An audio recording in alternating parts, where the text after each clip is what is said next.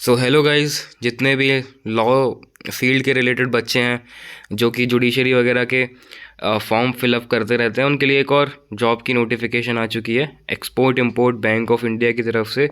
ये एक financial institution है। इसके ऑनलाइन एप्लीकेशन 22 मार्च से शुरू होंगे और इसका जो लास्ट डेट है अप्लाई करने के लिए वो है 15 अप्रैल तक। रिटन एग्जामिनेशन इसका मई तक कंडक्ट हो जाएगा।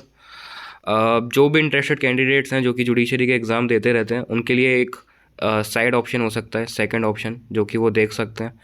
इसकी जो वेबसाइट है वो इधर दे रखी है, http करके eximbankofIndia.in कैरियर्स में। इस वेबसाइट पे आप जाके इस पे अप्लाई कर सकते हैं। इसमें जो लॉ से रिलेटेड बच्चे हैं उनके लिए वैकेंसी हैं 4, 1 और 1, डेप्यूटी मैनेजर की, डेप्यूटी मैनेजर और ये चीफ मैनेजर की। इसकी जो एलिजिबिलिटी है वो है, अगर जो भी मैनेजमेंट ट्रेनी है बनना चाहते हैं लीगल बैकग्राउंड के लिए, उनको केवल एक 60% का एग्रीगेट स्कोर चाहिए पड़ेगा अपनी CGPA के अंदर। LLB आपकी शायद से 3 वाली हो या फिर 5 साल वाली, वो मैटर नहीं करता। इसके अलावा डेप्यूटी मैनेजर लीगल के लिए आपको 1 साल का वर्क एक्सपीरियंस चाहिए और 60% आपको चाहिए LLB या फिर जो भी आपकी LLB होगी 3 ईयर्स या 5 ईयर्स वाली। Deputy manager, deputy compliance officer के लिए आपको 60% का एग्रीगेट वही, लेकिन इसमें अगर आपने LLB करी होगी तो वो प्रेफर्ड होगी, लेकिन इसमें बाकी के फील्ड के बच्चे भी अप्लाई कर सकते हैं। इसमें से भी आपको 1 साल का एक्सपीरियंस चाहिए पड़ेगा।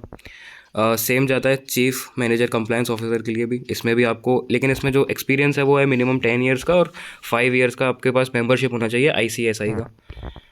इसके अलावा जो कि पोजीशन हैं इसमें, जो जितनी सीटें आई हुई हैं एज प्रोफाइल के साथ बराबर, SC ST वाले कैंडिडेट्स के लिए 33, OBCs के लिए 31 और EWS के लिए 28 और डेप्यूटी मैनेजर के लिए अलग अलग रिक्वायरमेंट्स हैं सीट के लिए। इसके अलावा सैलरी एंड अलाउंस इस पे आ जाएँ तो सैलरी इसके लिए बहुत अच्छी है। डेप्यूटी मैनेजर के लिए सैलरी जो है वो है अराउंड 50K और चीफ मैनेजर के लिए अराउंड 85K, अराउंड जो 1 लाख तक जा सकती है। इसके अलावा अपने पास अलाउंसेस भी हैं, जैसे हाउसिंग का है, व्हीकल का है, पर्सनल कंप्यूटर का है, चिल्ड्रन एजुकेशन है, एट्सेट्रा। शायद से आगे और भी आ सकती हैं।